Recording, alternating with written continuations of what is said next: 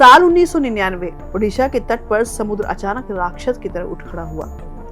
270 kilometre प्रति घंटे से अधिक की रफ्तार वाली हवाएं, 15 से 20 फीट ऊंची लहरें और कुछ ही घंटों में पूरा तटीय इलाका तबाही के मंजर में बदल गया।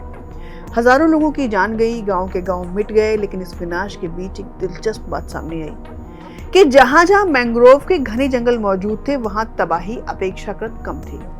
समुद्र की वही लहरें जो खुले तटों पर कहर बनकर टूटी थी, मैंग्रोव की जड़ों और पेड़ों के बीच पहुंचते पहुंचते अपनी ताकत खो चुकी थी। और फिर यहीं से वैज्ञानिकों ने एक सवाल पूछना शुरू किया, क्या समुद्र से लड़ने के लिए हमें और अधिक कंक्रीट चाहिए या फिर और अधिक जंगल? आज विश्व पर्यावरण दिवस के अवसर पर प्रकाशित एक विश्लेषण ने भारत की तटीय सुरक्षा रणनीति पर गंभीर बहस छेड़ दी है कि भारत की लगभग 7,500 किलोमीटर लंबी तटरेखा पर करोड़ों लोगों की आजीविका निर्भर है। लेकिन समुद्र स्तर में वृद्धि, तटीय कटाव और लगातार शक्तिशाली होते चक्रवात इस तटरेखा को पहले से अधिक असुरक्षित बना रहे हैं। और इस खतरे से निपटने के लिए भारत ने वर्षों तक सी वॉल, तटबंध और अन्य इंजीनियरिंग संरचनाओं पर भरोसा किया है। लेकिन समस्या यह है कि समुद्र केवल एक जगह से नहीं आता, वह दीवार के आसपास से भी रास्ता खोद सकता है और उसे नुकसान पहुंचा सकता है और कई बार कटाव की समस्या को दूसरे क्षेत्रों में बढ़ा सकता है।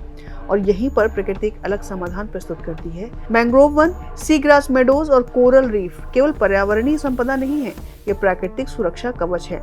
मैंग्रोव की जटिल जड़ें समुद्री लहरों की ऊर्जा को कम करती हैं, मिट्टी को बांध कर रखती हैं और चक्रवातों के प्रभाव को कमजोर बनाती हैं। ऐसे में ओडिशा का भीतरकनिका क्षेत्र इसका सबसे प्रसिद्ध उदाहरण है। वर्ष 1999 के सुपर साइक्लोन के दौरान हजारों हेक्टेयर मैंग्रोव वनों ने समुद्री लहरों की तीव्रता को कम करने में महत्वपूर्ण भूमिका निभाई थी। लेकिन कहानी का सबसे महत्वपूर्ण हिस्सा अभी भी बाकी है, क्योंकि यदि ये प्राकृतिक ढाल इतनी प्रभावी हैं, तो फिर हमारी नीतियों और बजट में इन्हें पर्याप्त प्राथमिकता क्यों नहीं मिलती?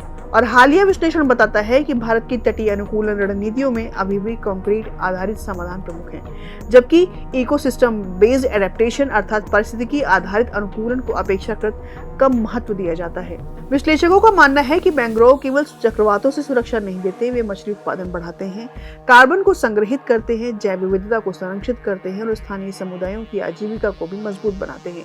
यानी एक ही निवेश से अनेक लाभ प्राप्त होते हैं।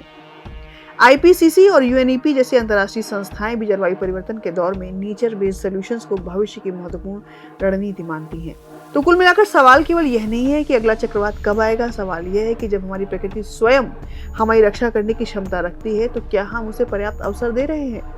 क्योंकि भारत की तटीय सुरक्षा का भविष्य शायद और अधिक कंक्रीट में नहीं, बल्कि उन मैंग्रोव वनों में छिपा है जिन्हें हमने लंबे समय तक केवल दलदली भूमि समझा।